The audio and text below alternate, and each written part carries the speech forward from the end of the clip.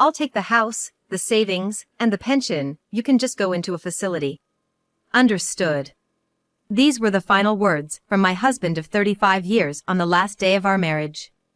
Instead of appreciating my worn-out body after years of raising children, taking care of parents, and working tirelessly, my husband left me in a miserable state at the end. I wonder what the past 35 years were all for. He shoved everything onto me, while he went out to drink. He took for granted everything I did, never once offering a word of thanks. I can't believe I put up with it all for 35 years. I have to admit, I'm pretty impressed with myself. But from now on, I'm going to live my life. It's time for him to feel the misery, I decided. My name is Susan Anderson, I'm 60 years old. I work part-time at a food company's factory. My husband's name is Larry Anderson, he's 65 years old. We met through an introduction by an acquaintance. I was 25 when we married. This year marked our 35th anniversary. We began our relationship encouraged by friends to start dating after several group outings, which were trendy back then. After meeting several times, we came to think that if we were going to marry, it would be with each other. Marrying just seemed like the natural next step. Once we started living together, it turned out that Larry had no savings. In the beginning, we lived together in a small apartment. I mainly covered the living expenses. Larry's salary was low, and feeling anxious about the future, I didn't quit my job and continued working. That meant there were times when I couldn't do household chores because of overtime work. You're late. I'm starving here. Were you waiting? You could have eaten first. What are you talking about? There's nothing to eat. How am I supposed to eat? Larry rarely had to work late and usually came home earlier than I did, but he never did any housework. Housework is the woman's job, right? Oh, come on. That's not the era we live in anymore. That was the time when women were starting to be more active in society. I often saw the term career woman on talk shows, but Larry always said that household chores were women's work. I would have preferred to be a full-time housewife, but financially, that was difficult. A modern woman had to balance both work and home life. Larry had a way of interpreting things conveniently for himself, quite unlike the traditional authoritative husband. Instead of me having the freedom, it was Larry who often went out drinking. If you're going to be late, at least let me know. Cut it out. It's my time, I can do what I want with it. His tone became even harsher when he came home drunk. While I couldn't freely use my own time and money, Larry was enjoying his. I feel like I'm getting the short end of the stick. I was so frustrated that within the first year of marriage, the thought of divorce crossed my mind. When I talked to my mother about it, she strictly opposed it, saying divorce was out of the question. I didn't have the courage to divorce either, worried about what other people would think. Living together meant making an effort to accept both the good and the bad, I kept telling myself. Then Larry, as soon as he got his paycheck, would go out drinking and was just spinning his wheels at work. He never did any overtime, let alone a side gig, even if he had the time. He just kept on going out for drinks or heading straight home after work.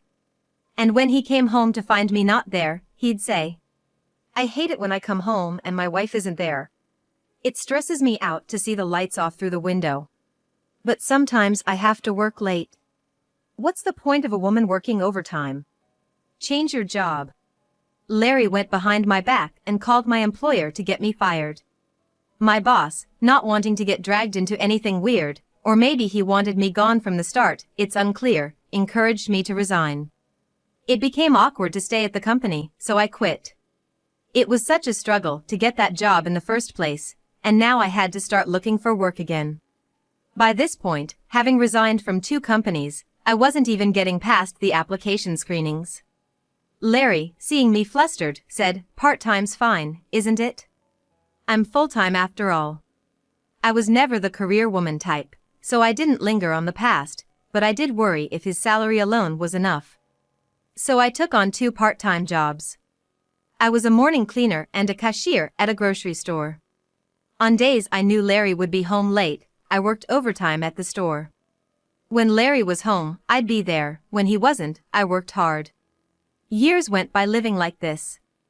I could endure it because I thought he needed me. At the time, I thought it was sweet that he wanted me to be home when he got back. A year after we got married, I gave birth to our eldest son.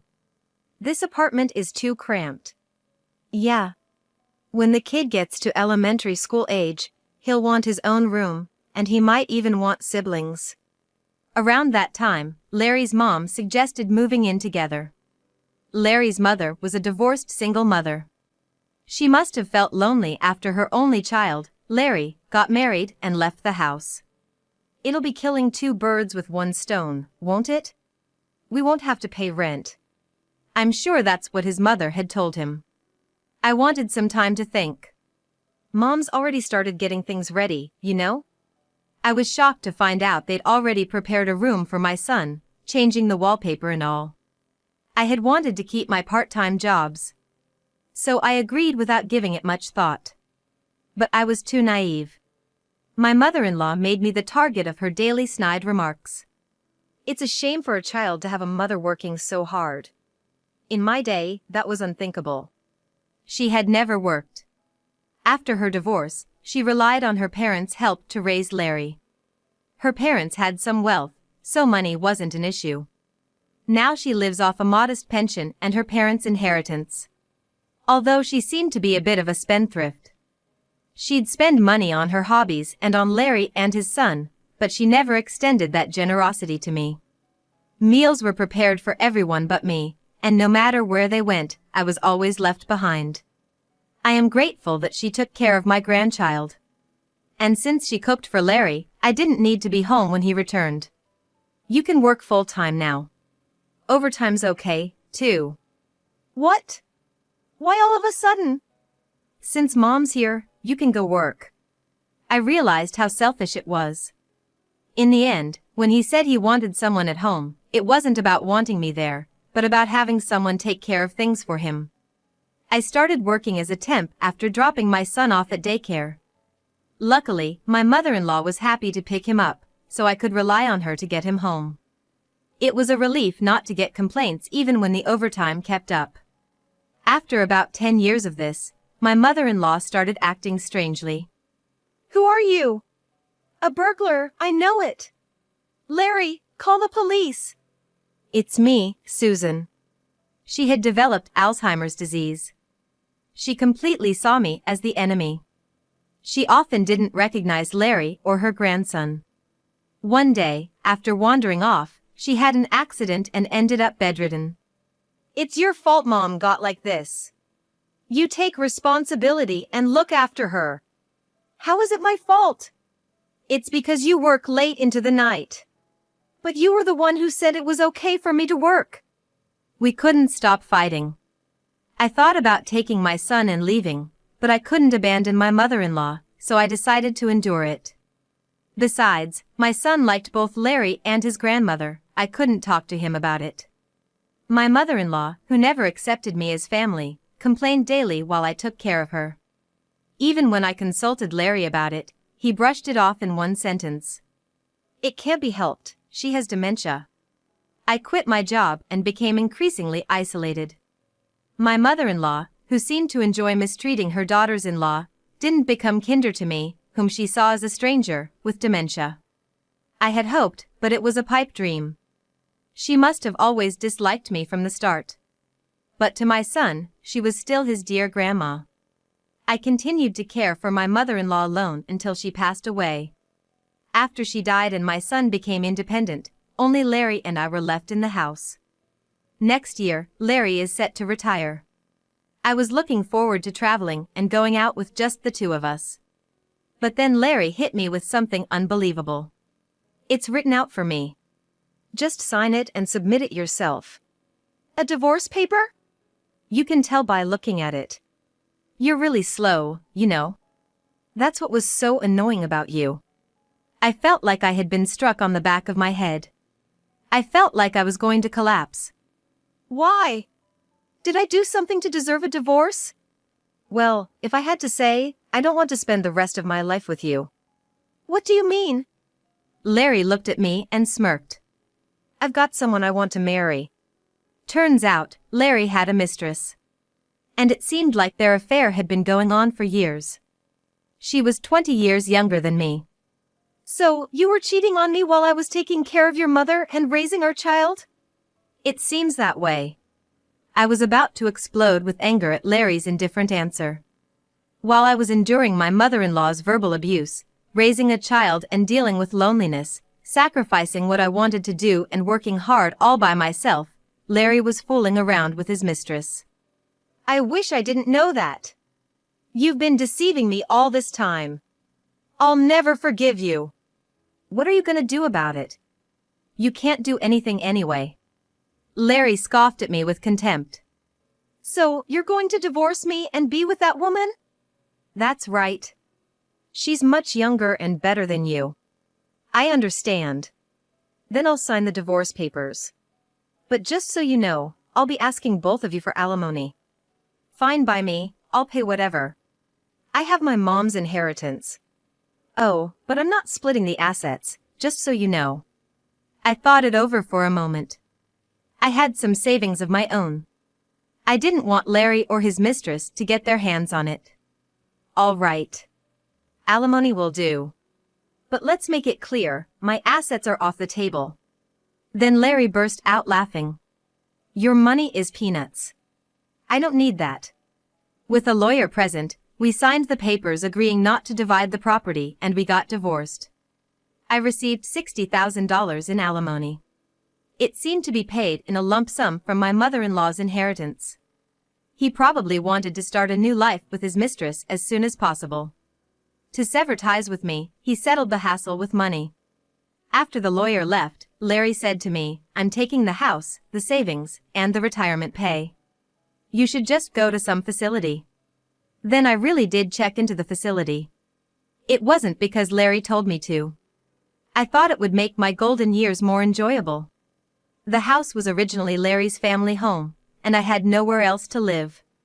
My sister and her husband were living in my family home, and I didn't want to impose on my son and his wife.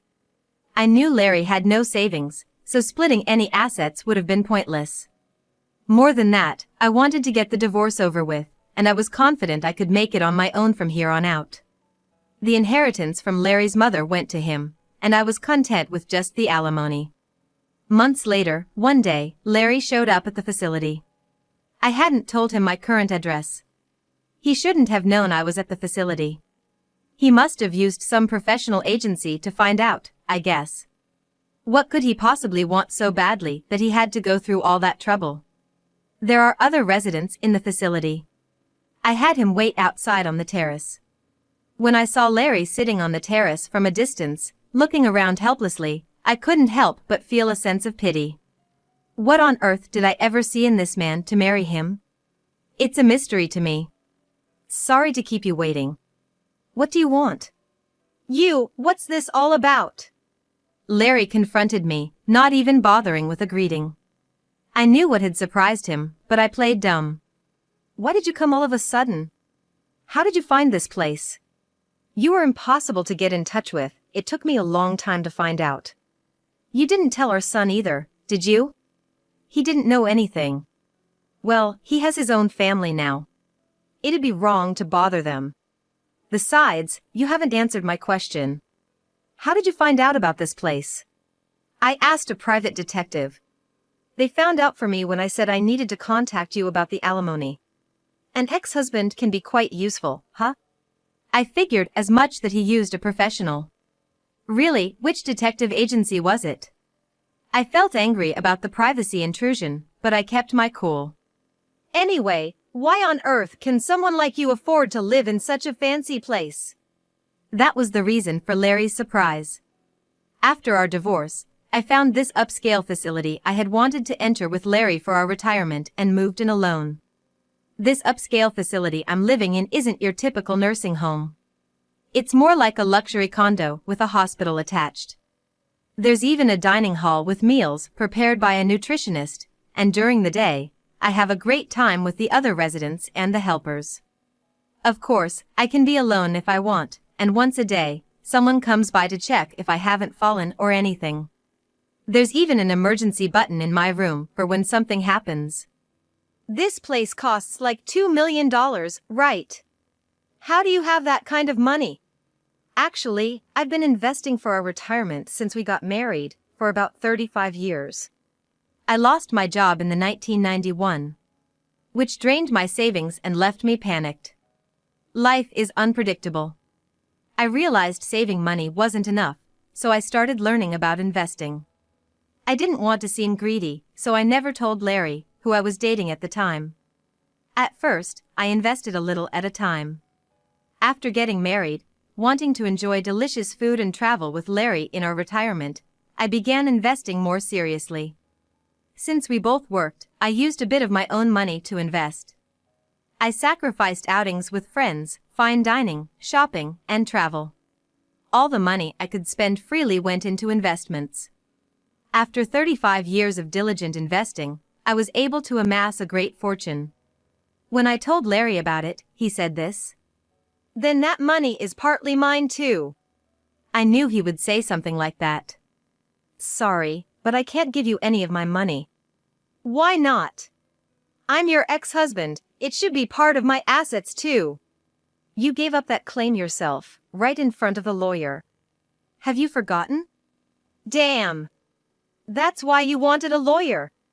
You tricked me." Who has been deceiving whom all this time, I wonder? Larry looked frustrated, his face twisting in disappointment. Feeling like it was a waste of time to continue this conversation, I urged Larry to leave. "No way. I'm not leaving. I'm going to live here too." I was so astonished that I was at a loss for words. After a while, a security guard from the facility arrived, and I had them take Larry away. It seems that one of the residents, noticing my distress, had called the security guard. Despite his repeated attempts to visit me, Larry's nuisance behavior eventually got him banned from the facility. He was put on the blacklist. Nevertheless, I was curious about why he was so desperate to see me, so I contacted my son. According to my son, Larry apparently has debts. After our divorce, Larry planned to marry his mistress. But when the mistress found out he had paid alimony to me, she was furious. To win back her affection, Larry spent a lot of money on her. Even so, she didn't marry him but continued to take his money until she switched to a younger man. "Are you dumping me? After everything I've given you?" It was too late for regrets. The mistress dumped Larry without a second thought. She had lost interest in a penniless Larry. In the end, Larry was just a convenient source of funds for her. It was probably the younger man who was her real target all along. I couldn't imagine a woman 20 years his junior seriously planning to marry someone like Larry. Larry alone believed in the marriage with his mistress, which must have been a big shock to him. In the end, Larry, who had squandered his parents' inheritance and was in debt, was left alone with only the house. That house is over 70 years old. It's falling apart everywhere, but he has no money to repair it. He's still living there alone in the rundown house. My son expressed no intention of offering a helping hand. Recently, a city official told him to at least repair the exterior because it was causing trouble for the neighboring houses. Larry lost it and caused such a scene that the police got involved. My son went to pick up his father at the police station but told him it was the end of their relationship. "You're abandoning me too?" Larry said that, while crying and begging, his son had shrugged him off. Feeling abandoned by his son, I thought him a miserable man. Due to an incident involving the police at his house, he became the subject of scorn in the neighborhood, and it seems he now spends his weekends cooped up at home. After finishing updating me on Larry's situation, my son asked that I give him a call sometime, showing he still cared in his own way, which made me happy. Sometime after the call with his son, Larry himself called me. When I ignored that too, he called the facility directly. Such tenacity. The staff at the facility were concerned too. I decided to answer the phone just once. "I just need to borrow a little money." "No, I'm sorry. Don't you have a pension coming?" Larry was supposed to have recently retired. So I thought it was a lie that he didn't have any money. I won't receive any of that. Don't lie to me. You got your pension, didn't you? It was discovered at the last minute that I had an affair, and I was fired. Incredibly, Larry had been let go just before his retirement. It seems the affair was with a coworker, and after breaking up with Larry, she became frightened by his stalker-like behavior and reported it to the company. Ultimately, the affair was discovered by the company and he was fired without his pension. His stalking and the incident with the police were discovered too, which probably contributed to the problem. I felt no sympathy whatsoever after hearing this story. After that, I asked the facility staff to contact the police the next time he called. Giving up on getting through to me by phone, Larry then started sending letters.